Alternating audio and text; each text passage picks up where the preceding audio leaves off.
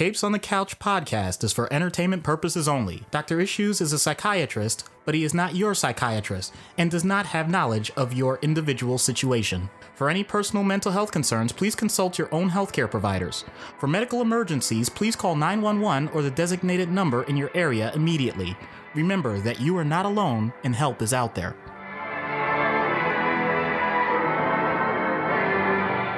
Hello and welcome to Capes on the Couch, where comics get counseling. I'm Anthony Setko. And I'm Dr. Issues. This is a Creators on the Couch, which if you've never heard us use that term before, it's because this is the first time we're using it. We're going to go back on our website and retroactively retitle all of our creator interviews, Creators on the Couch, because again, sticking with the alliteration, we love the way that sounds. And we have with us once again, Will Radford and Alan Dunford, the creators and writers of Pocus Hocus. Thank you, Will and Alan, so much for taking the time to talk with us again tonight. Yeah, we're so happy to be here. Yeah.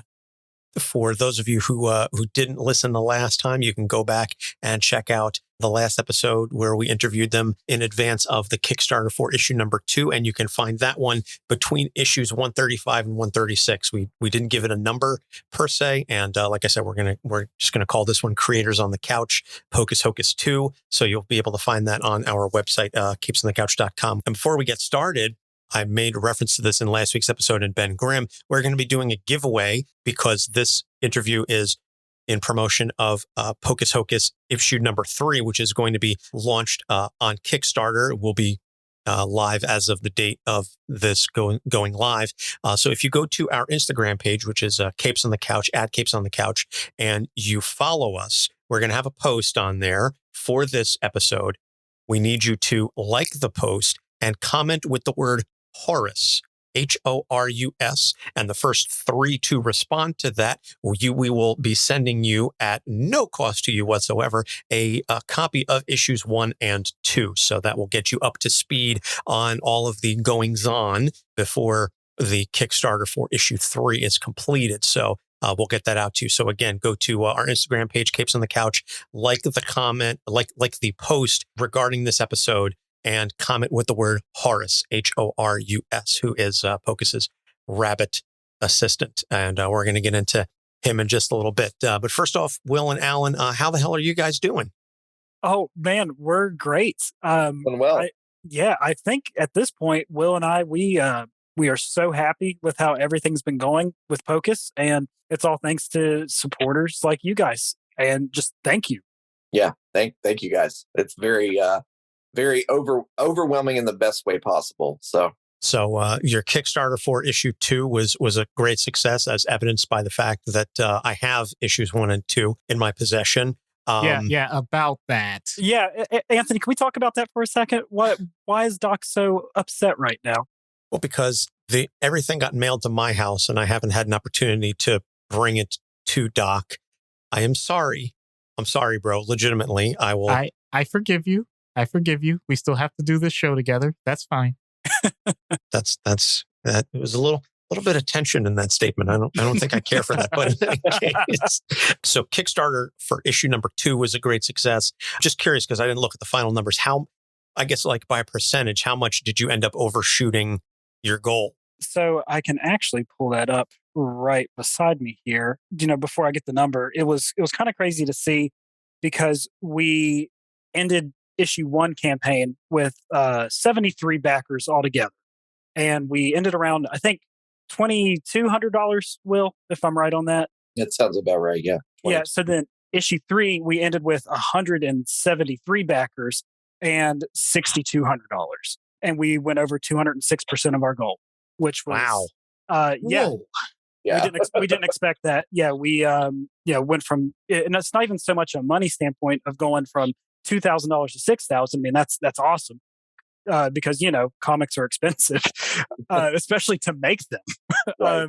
But the fan jump to go literally from 100 backers, like that means more to us than anything. Yeah. This is the second time we were surprised. The first was, the first campaign, and it's like, oh, okay, people, are interested. They want to read this. This is great. And then the response right out of the gate with the second campaign was like, just blew us away. Mm-hmm. Well, I think it speaks to the quality of the work that you two are putting out, that you were able to see that kind of a jump. And, so before we get into the discussions of issue 3 and everything, how has that, I guess, impacted your goals and things of that nature for issue 3? Obviously you want to continue to build on that growth and that level of success. How much has that factored into your anticipation for what issue 3 is going to do? I tell you, yeah, it's really gone to our heads. We're riding around in the teens now. It's the Beckley community is not happy. No, I'm kidding. It's I'm sorry, I couldn't resist throwing that joke out there. Alan, I'll let you respond, because I know you're pretty eager to respond, but like I just want to say it's been incredible, and it's really, it's lit a fire, and it's been very motivating. So I'll say that much. Yeah, well, you kind of took the words from my mouth. We've just been popping champagne bottles left and right? No, but we try not to let it look at it like that. We obviously want to keep building and growing, and we want numbers to show that, whether the numbers be monetary or just with the backers, right? More importantly, backers. But I think the beauty of it is we've already had the story mapped out, and Will and I are pretty headstrong in sticking with what we have and not reverting back to anything due to, any sort of popularity gain. Right? Yeah. Yeah, that's really good. I think it's interesting to think about how we joke and all that stuff, but like how much it's really strengthened our commitment and our interest in this particular story and these characters going forward, because it was for us, it wasn't like, oh, this is becoming a successful, we have to rearrange everything now. It was like, oh, okay, this is we're on the right trajectory. So perfect. Yeah. That's an interesting point that you bring up. Oh, sorry, I didn't mean to cut you off, Alan. Oh, no, you're fine. I was just going to say, to piggyback off what Will said, it lets us know that we're on the right path, or it feels like we are. Well, I was going to say the interesting thing, because of the nature of how you're doing this and going from Kickstarter to Kickstarter, is you have the ability to gauge that fan response and gauge that response between issues. And so you sort of answered my question before I was able to ask it, but I was going to say, how much of the response does that have on characterization or impact on the story? But it sounds like you've got everything pretty much well mapped out in advance. And you're saying, regardless of whether we just meet our goal or we blow by it by 500%, we're going to stick with the same story, because that's the story that we had in mind from the beginning that we wanted to tell. Yeah, we don't want to jeopardize any of our characters or any of our, not so much, lack of a better term, our integrity when it comes to our work. But we really want to try to keep everything together, because the story that Will and I have together, and we are our own worst critics by far, we feel like structurally it's very solid with everything that we have going forward. Mm-hmm. Yeah, and we hope that's shown 3. Yeah, go ahead. I was just going to say it's we were lucky also in the sense that with the first issue, we didn't expect it to be, for this to happen as fast as it has. So we were thinking that the first issue, and then, maybe even parts of the second issue, we didn't expect that to be the moment where the success came in and we were like, oh, okay, well, how are we gonna change anything moving forward, et cetera, et cetera.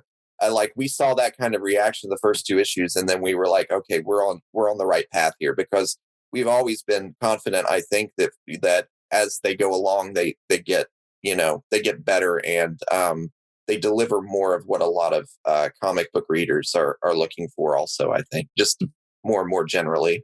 Yeah, we didn't think issue 2 was actually going to end where it did. We were hoping that we would hit goal. We thought $3,000 was really ambitious on our part, because I think even from the beginning, Will, you said issue 3 is going to be the one that does really well. Yeah. Because of everything that we have in it, a lot of crazy stuff. I sent you guys some of the advanced pages to kind of look at. Not sure if y'all had a chance to look at them, but when you do, I hope you like what you see so far. Yeah, so I'll speak for myself. I don't want to automatically speak for Anthony, but that was a situation where the second that the email was sent, I'm like, okay, I'm in. No, that's how much you hooked. That's how much you hooked me on the first 2. So ditto.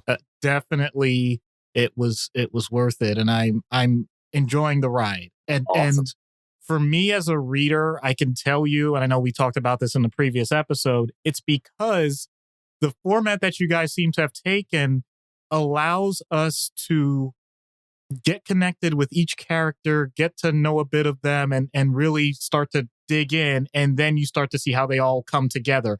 And each time we get an issue, we're starting to see more and more of that. And someone else gets introduced. And even people that were already introduced, we get to see a bit more about them. So just to kind of dig in, honestly, in this case, it's very obvious from the previous comic. Just to ask, I mean, we really get introduced to Emily. It's very clear that she's her own woman, and from that standpoint, it's clear from the start. It's also clear that Pocus gets some sort of motivation from her too. I mean, I'm sure we're going to learn more about it, but from you guys as the creator standpoint, what were you going for with Emily as a character? Will, you want to go? Yeah, absolutely. So there was always a question of like, this would be an example of like not going back and changing things around too much, because we knew that she was going to be such a player in the story, a big player in the story, that we were like, well, are we waiting too late to sort of, bring her in issue 2 and sort of develop that relationship? I don't think so, because I think that, everything is laid out the way it needs to be. But yeah, we knew a big thing we talked about early on is that we didn't want her to be just like his assistant without any kind of identity or agency or anything like that. So we, started developing her as a character. And then I think we started talking, kind of talking about, well, Pocus, I mean, we talked a lot last time about his flaws and that kind of thing. And it just made sense, because it's like someone has got to kind of keep him on target. Yeah, like, we wanted her to be the smart one. Right. Yeah, pretty much.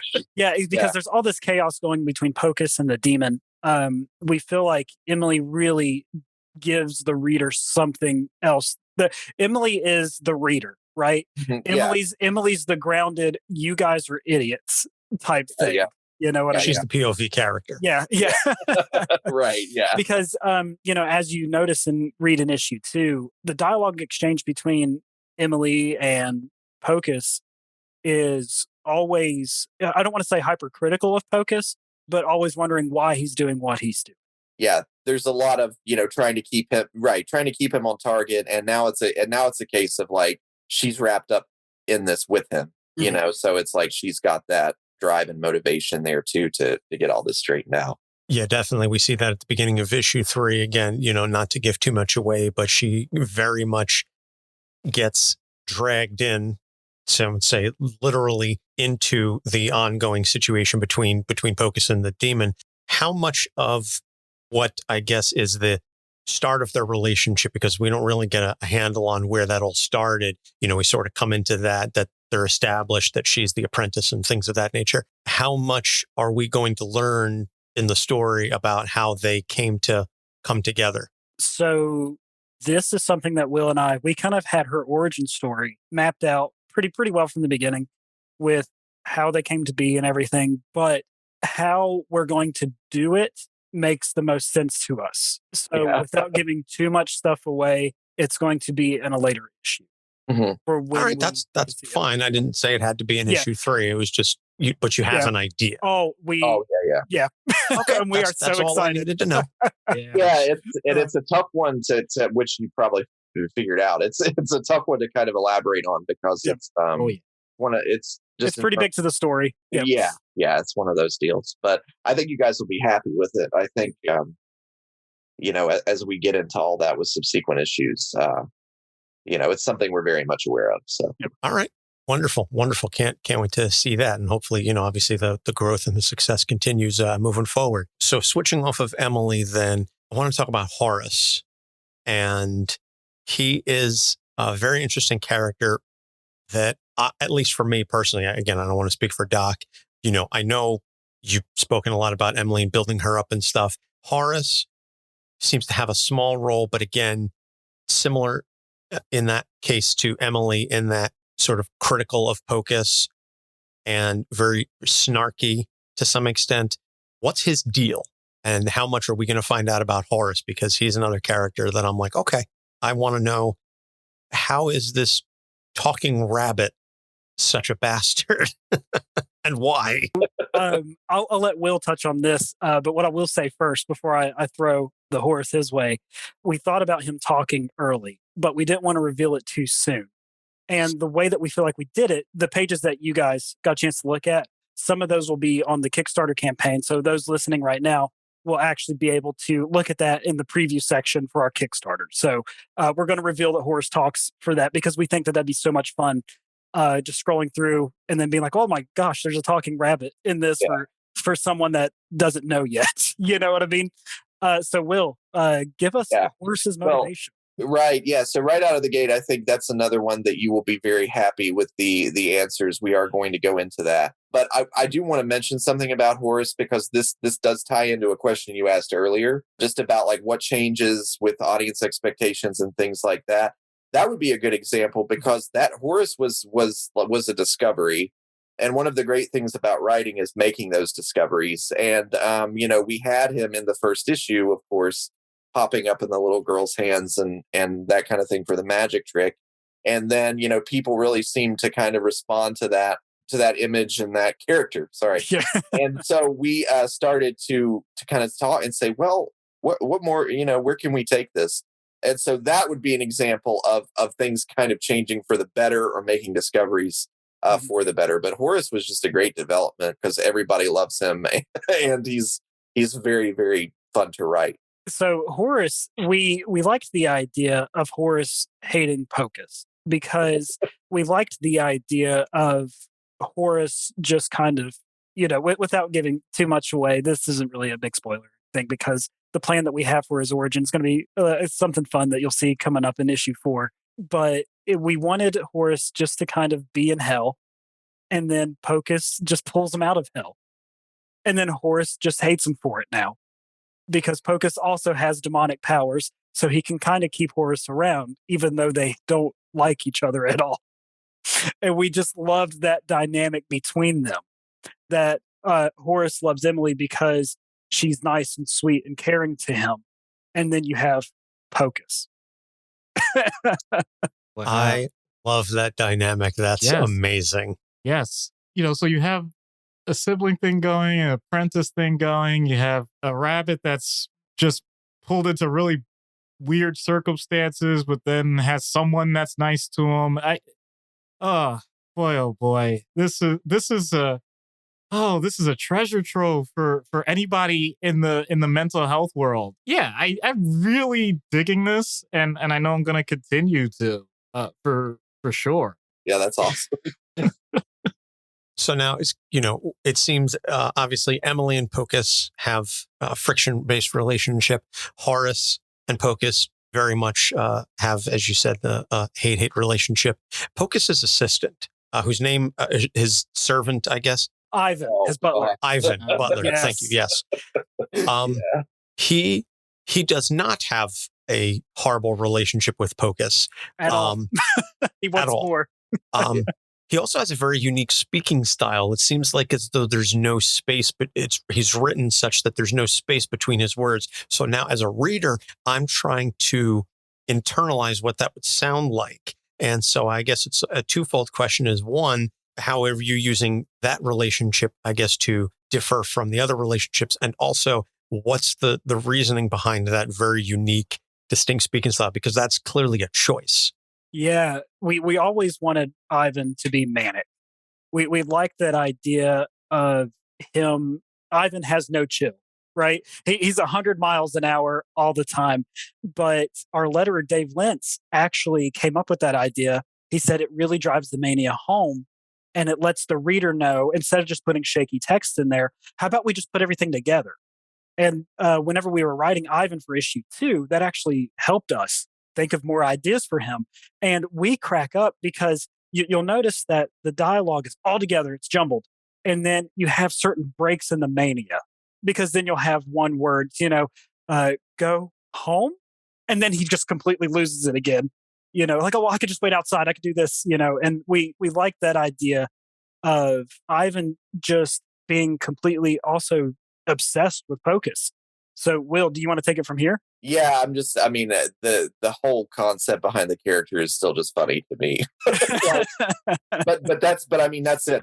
I mean, yeah, absolutely. Like the jumbled words and that kind of thing. That was like we talked with Dave about that when it was, a great suggestion. And that was something that, we stuck with and wanted to keep there. And, I don't know. I mean, he's a really fun character. And that's an example of like, we just started with something that we thought was funny and then, filled in like the details as we went along. So, I mean, the idea of being like a very sort of, neurotic, butler who is like, which I mean, think about the paradox there, because I mean, Pocus wants the acclaim, the attention, the applause. And the one person he gets it from, he doesn't even notice, So, like, I mean, that's a fun dynamic too. We also wanted Ivan to be a break as far as just in your face comedic relief too, because realistically, the story itself is pretty heavy, and we do go to some more, I guess, heavier moments coming up in more issues. But we wanted Ivan to kind of be also that break as well.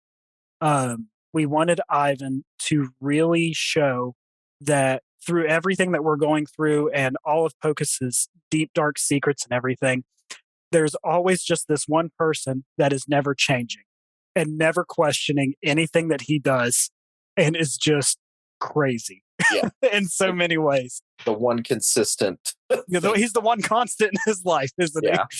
And that's and he even has, he even has a link to Pocus's dad, which it's like he's kind of like always there in some capacity. Yeah, we wanted him to be an Alfred figure. You're right. In a way, because, Alfred, he was with the Waynes and then he was with Bruce.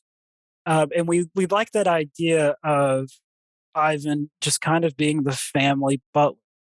And once Richard passed away, then we have Ivan now that's stuck with Pocus, or Pocus is stuck with him. I'm not even sure how do we want to look at it. That's wonderful. And like you said, that the one constant in his life, and that the person that he gets the most adulation from is the person he least wants it from. Yeah. He's like, I need everybody to love me, just not you. Yeah. Right. Yeah. You can back off. Right. Oh, everybody else is where I want it from. That's always want what we can't have. Yeah. Exactly. I will go out on a limb and say this. Whenever we were writing Ivan, and I don't want it to make this sound pretentious or anything like that, but we feel like we're doing well when we make ourselves laugh when we're writing. Yeah. When we wrote that end dialogue with Ivan at the end of issue 2, I think that was the hardest that we laughed. Yeah, it was it was something. We actually had to go back and tone some of it down. We did. We were in the first draft. We went places we probably shouldn't. So if you knew some of the jokes that Anthony and I were throwing around before we got on this call with you guys, you would. I think you guys would appreciate it, but I'm not going to go there. Yeah. Just a lot of stuff involving some recent celebrity deaths. We could get. We appreciate gallows humor and. This was very lowbrow what we were going for. Hey, that's totally fine on our part, and I appreciate the fact that you mentioned as I was reading Ivan's parts, all I kept thinking was, wow, this guy is hyperverbal, pressured speech, clearly intense, anxious mood. So it's one of those rare times I was actually thinking diagnosis. So for you to mention the word manic and for you to mention obsessions, I'm like, that definitely. And we also see that with a little bit with his relationship with Emily in the beginning of issue 3, just a little comment that he makes there as they're leaving. I was like, oh, okay. I pick up what you're putting down. Yeah, so those pages won't be in the preview whenever we do the Kickstarter. So I'm very excited for people to be like, what are they talking about when we get into it? Oh, yes. Yeah. And Good I think stuff. the other thing, too, that we were very conscious about, and we always try to look at wardrobe, too, even in a comic book. We wanted Ivan to not be put together. We wanted his hair to be disheveled. We wanted his buttons on his jacket to not line up because he doesn't care about that. He cares about Pocus. About Pocus. Yeah. Well, mission accomplished there with that. So we spoke a lot in the last interview about the Demon and Pocus and sort of where they're going there. And without giving too much away, the beginning of issue 3, at least what we see, is very much focused on Pocus.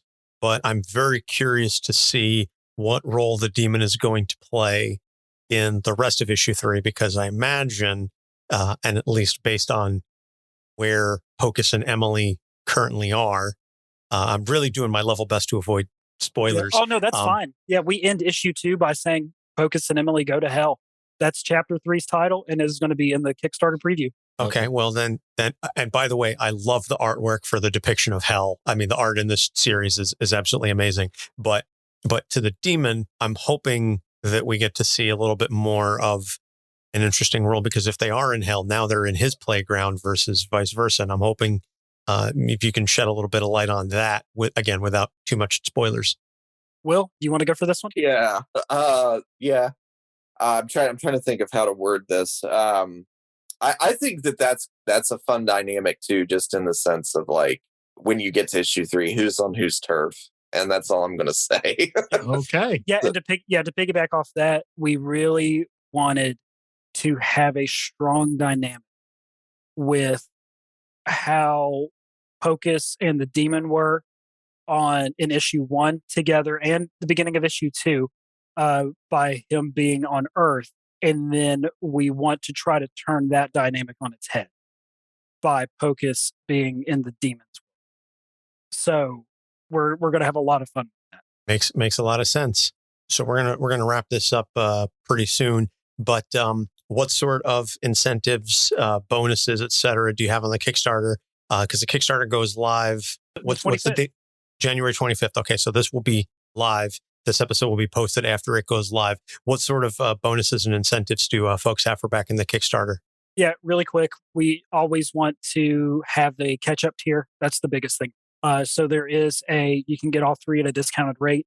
Of course, you can buy the digital bundle. And we're also doing another big, retail bundle where you get 5 copies of issue 1, issue 2, and issue 3. So 15 copies altogether for a discounted rate. And we're also throwing in a t-shirt with that as well, too. And we're also just, having fun with it. My favorites are all the variant covers that we have and that we put together. So yeah, we really just want to make it about the comic and not about a lot of the extra additives, but some of the ones that do kind of strike me, which I love these. We are doing a custom soul contract. So it's fun for the whole family. So if you want to get a custom soul contract, that's going to be on there. Will and I will message you after the campaign ends and kind of just ask a little bit of information about your interests, hobbies, whatever, so we can best tailor your eternity in hell that way. And then the other thing that we have is a magic wand. Those are going to be limited quantities, so we're going to have a wand with a woodburn name, your woodburn name. That's awesome. I'm really digging the personal soul contract. I think that is brilliant in terms of just a very particular specific giveaway for that. So that's absolutely amazing. We'll have the links to the Kickstarter. Alan and Will, I know we did this at the end of the last one, but where can folks find you on social media so we can continue to promote and grow the Kickstarter and this amazing book that everybody should go out and back? Well, thank you. You can find me on Twitter, and I'm at Chaps of Fury. And Will, where can they find you? Yeah, so I'm on Instagram at WillRad82, WillRad82. And I also, if you're interested in checking out any of my film and video work, you can find some of that on www.vimeo.com/WillRad, WILLRAD. Awesome. So we'll have links to all that in the show notes, because as my friend Chris from Play Comics says, it's always a lot easier to click a link than it is to type something out. Well, Will and Alan, thank you so much for taking the time, and certainly best of luck to you both in the Kickstarter. Again, we'll be promoting that, and again, a reminder: go to our Instagram page at Capes on the Couch on Instagram. We're gonna have a post up there about this, so you like the post and you comment Horus, HORUS, and the first 3 people to respond accordingly will get a copy of issues 1 and 2 mailed to you, and we'll get that out probably before the end of the Kickstarter. I will make sure my ADHD addled brain gets that in the mail before the Kickstarter for issue 3 ends, so that you can go out, you get the books and you go, wow, this is one of the best things I've read, and I need to go back the Kickstarter for issue 3. And then folks will continue to go out and support that. So, best of luck to you on the Kickstarter. And as always, it's a pleasure, and looking forward to having you back for issue number 4 when that comes around. Cannot wait.